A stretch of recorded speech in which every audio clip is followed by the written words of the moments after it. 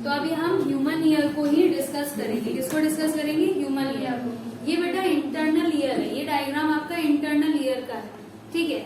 जो अभी हमने थोड़ी देर पहले ईयर का स्ट्रक्चर देखा था कुछ इस तरह का, ठीक है। इस स्ट्रक्चर में हमने सारी चीजें देख ली। क्या क्या देखा हमने? पिन्ना जो है आउटर ईयर, ठीक है। ईयर के बाहर जो पोर्शन होता है उसको हम बोलते हैं पिन्ना। यहाँ पर ये बीच में गई है, ये ऑडिटरी कैनाल कहलाती है। मेलस, इनकस और स्टेपीज 3 बोन्स होती हैं, 3 बोन्स होती हैं, हमारी ईयर में प्रेजेंट रहती हैं। यहाँ पर ईयर ड्रम होता है, ठीक है। ईयर ड्रम के अलावा यहाँ पर सेमी सर्कुलर कैनाल्स होते हैं, सेमी सर्कुलर शेप के हैं ये। और यहाँ पर होता है कॉकलिया। कॉकलिया में बहुत सारा लिक्विड फ्लूइड रहता है जो कि साउंड को एम्पलीफाई करने के काम आता है। यहाँ पर लास्ट में एक नर्व गई है जिस नर्व को बोला जाता है ऑडिटरी नर्व। ऑडिटरी नर्व हमारे ईयर जो भी बात सुनते हैं उसको, मैसेज को ब्रेन तक पहुंचाती है, ठीक है। ब्रेन तक पहुंचाती है और ब्रेन जज करता है कि कौन सी आवाज है।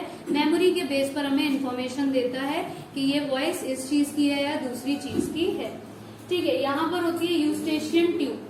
ऑडिटरी कैनाल में यहाँ पर ईयर वैक्स भी जमी होती है, ठीक है।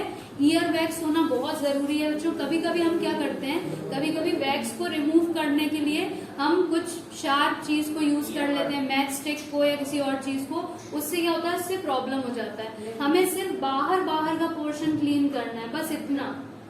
यहाँ तक, अंदर तक नहीं ले जाना है हमें, ठीक है। अंदर तक तो जाएगा नहीं, लेकिन सिर्फ ये जो बाहर का पोर्शन, इतना पोर्शन होता है, हमें सिर्फ और सिर्फ इसको ही क्लीन करना होता है, ना कि ये पूरा क्लीन करना होता है, ठीक है। ईयर वैक्स थोड़ी होना भी जरूरी है। ईयर वैक्स क्यों होती है? जिससे कि जो, देखो बेटा, डेली कान बिल्कुल खुले हुए हैं, ओपन है, तो डेली डस्ट और डर्ट हमारे आसपास में, हम गाड़ी चलाते हैं, साइकिल चलाते हैं, हम कभी भी बाहर जाते हैं, गेम खेलते हैं, तो बहुत सारी धूल मिट्टी उड़ती है जो हमारे कान में जा सकती है।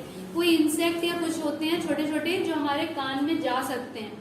तो ईयर वैक्स होने से एक फायदा होता है कि अगर यहाँ पर ईयर वैक्स होगी तो इसी जगह स्टिक हो जाएंगे, जिससे कि वो आगे इंटरनल ईयर में नहीं जा पाए, ठीक है। इसके लिए ईयर वैक्स का होना जरूरी है। अगर कोई इंसेक्ट या कोई भी और पार्टिकल हमारे अंदर चला गया कान के अंदर, ईयर ड्रम को नुकसान पहुंचाएगा, मतलब वो हार्म कर सकता है हमारे ईयर्स को। इसलिए ईयर वैक्स का होना भी जरूरी होता है।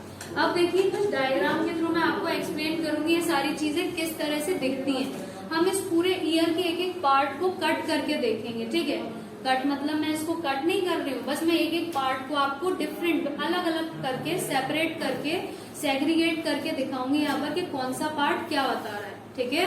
तो यहाँ पर देखिएगा, इंटरनल ईयर का ये कॉकलिया वाला पार्ट कुछ इस तरह का दिखता है, ठीक है। ये सेमी सर्कुलर कैनाल्स होते हैं, ये कॉकलिया होता है, ठीक है। मैंने आपको बताया इसमें फ्लूइड भरा होता है, लिक्विड होता है जो हमारे साउंड को एम्पलीफाई करता है, ठीक है। आगे देखेंगे ये डायग्राम आपको और डिटेल डायग्राम दिख रहा है। कैसा डायग्राम है? और डिटेल डायग्राम है। सेमी सर्कुलर कैनाल्स कुछ इस तरह के होते हैं बच्चों, और ये होता है कॉकलिया, ठीक है। यहाँ पर ये और डिटेल डायग्राम दिया हुआ है, ये काफी हायर लेवल का है, इसलिए हमें इसको ज्यादा डिस्कस नहीं करना है, ठीक है। कॉकलिया में एक्चुअल में क्या होता है वो देखिए।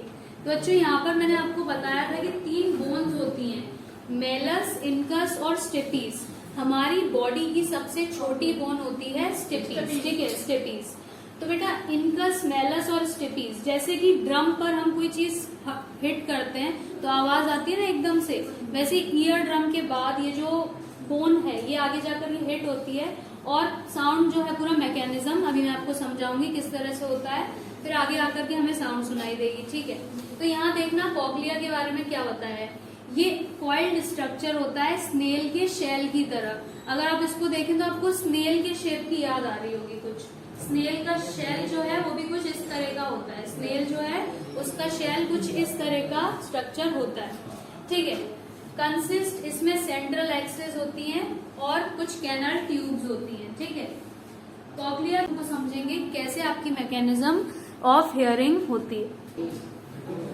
तो अब हम स्टार्ट करते हैं मैकेनिज्म ऑफ हियरिंग, ठीक है।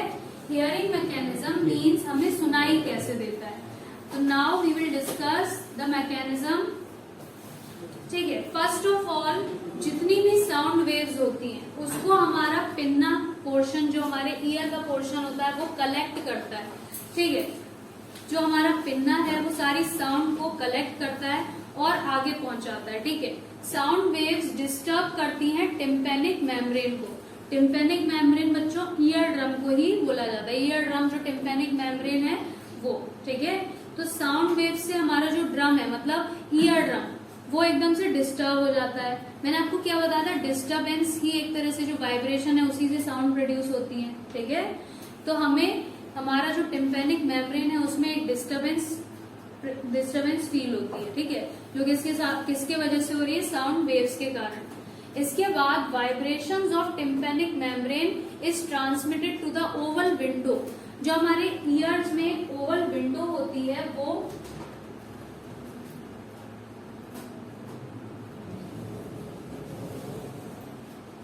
हमारे ईयर्स में जो ओवल विंडो होती है उसमें ये वाइब्रेशन पहुंचते हैं।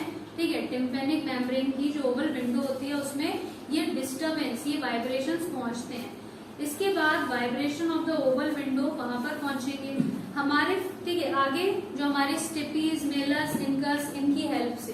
ठीक है, अब यहाँ पर कॉकलिया के अंदर मैंने तुम्हें क्या बताया था, उसमें क्या होता है, फ्लूइड होता है, लिक्विड होता है। ठीक है, तो movement of the fluid in cochlea, जो कॉकलिया में फ्लूइड होता है, लिक्विड होता है, उसमें मूवमेंट होगा। क्या होगा उसमें, मूवमेंट। देखो जैसी वाइब्रेशन है, अगर किसी जार में पानी है, वाटर है, और हम बाहर से उस जार को टैप करें, उसको वाइब्रेशन दें, तो उसके पानी में मूवमेंट होगा, है ना। पानी थोड़ा सा डिस्टर्ब हो जाएगा अपनी जगह, मतलब डिस्टर्ब हो जाएगा। तो वैसे ही ये जो कॉकलिया में फ्लूइड होता है वो भी डिस्टर्ब हो जाता है। ठीक है, डिस्टर्बेंस उसमें हो जाता है, मूव, धीरे धीरे वो अप एंड डाउन मूव करने लगता है। Membrane of the cochlea moves up and down. ठीक है, इसके बाद होता है बेटा shearing action on the hair cells by tectorial membrane. अब टेक्टोरियल मेम्ब्रेन, हमारे कानों में ये मेम्ब्रेन एक लेयर होती है, उसमें क्या होता है बेटा, उसमें एक एक्शन पहुंचता है। इसके बाद हमारे कानों में एक हेयर सेल्स होती है, कुछ हेयर सेल्स होती हैं। ठीक है, वो ऑर्गन ऑफ कॉर्टाई, ईयर्स का ये एक पार्ट है। आपको इसके बारे में बहुत ज्यादा डिटेल में नहीं पढ़ना, बस आपको बेसिक नॉलेज होनी चाहिए कि इस तरह से होता है। ठीक है, तो जो हेयर सेल्स हैं उनमें स्टिमुलेशन होता है। जैसी वाइब्रेशन पहुंची तो ऑर्गन ऑफ कॉर्टाई में स्टिमुलेशन हुआ। ठीक है, और लास्ट में इम्पल्स जनरेट हो जाती है कॉक्लियर नर्व में। ठीक है, ये सारे स्टेप्स हमने देख लिया। अब इसको एक बार डायग्राम में देखते हैं कैसे होता है। देखिएगा सभी, मैं आपको डायग्राम दिखाती हूँ। यहाँ पर ये डायग्राम वही वाला दोबारा से आ गया। तो साउंड वेव किसने कलेक्ट करी, पिन्ना ने पहुंचाया इसको ऑडिटरी कैनाल की मदद से ईयर ड्रम के पास, टिम्पैनिक मेम्ब्रेन। टिम्पैनिक मेम्ब्रेन में ये जो वाइब्रेशंस है, इन्होंने डिस्टर्बेंस कॉज किया। ये डिस्टर्बेंस की वजह से ये बोन्स भी डिस्टर्ब हुई। ठीक है, और ये इन्होंने इस वाइब्रेशन को कॉकलिया तक पहुंचाया। कॉकलिया में लिक्विड था, फ्लूइड था, फ्लूइड और लिक्विड मतलब एक ही चीज है। तो फ्लूइड जो था वो डिस्टर्ब हुआ। ठीक है, इस फ्लूइड में, इस लिक्विड में क्या हुआ, डिस्टर्बेंस हुआ, जिसके कारण वो अप एंड डाउन मूव होने लगा। ठीक है, इस अप डाउन मूवमेंट से हमारे कॉकलिया में यहाँ पर कुछ हेयर सेल्स होती हैं, उनमें कुछ ना कुछ इम्पल्स जनरेट हुई। ठीक है, एकदम से उनमें इम्पल्स, एक तरह का करंट हम कह सकते हैं, तो वो जनरेट हुआ। उस करंट के जनरेट होने से इसी के ऊपर देखिए जो ऑडिटरी नर्व है, ये इम्पल्स इस ऑडिटरी नर्व में पहुंच गई और ऑडिटरी नर्व ने सारा मैसेज हमारे ब्रेन तक पहुंचा दिया। ठीक है, ब्रेन तक उसने मैसेज पहुंचाया और ब्रेन ने हमारी मेमोरी के बेस पर जो भी चीजें हमने आज तक सीखी हैं उसके बेस पर हमें बता दिया कि ये आवाज किसकी है, ये चीज क्या बात हो रही है, किस टॉपिक के ऊपर बात चल रही है, ये सब हमें ब्रेन हमारा बता देता है। सारा मैसेज कौन सी नर्व पहुंचाती है, ऑडिटरी नर्व। ठीक है, तो इस तरह से हियरिंग मैकेनिज्म चलती है आपकी। ठीक है, ये बच्चों क्या हुआ, मैकेनिज्म ऑफ हियरिंग। यहाँ पर ऑर्गन ऑफ कॉर्टाई कुछ इस तरह का होता है। ठीक है, ये ऑर्गन ऑफ कॉर्टाई होता है, ये इसकी एकदम सेक्शन को हम देख रहे हैं। ठीक है, जो हम माइक्रोस्कोप के थ्रू ही देख सकते हैं, ऐसे हम लोगों को विजिबल नहीं होगा ये। ठीक है, तो ये ऑर्गन ऑफ कॉर्टाई हेल्प करता है साउंड को हमारे ब्रेन तक पहुंचाने में, और ब्रेन जो है हर चीज को जज करता है। तो ये बच्चों यहाँ पर हुआ मैकेनिज्म ऑफ हियरिंग हमारा टॉपिक कंप्लीट।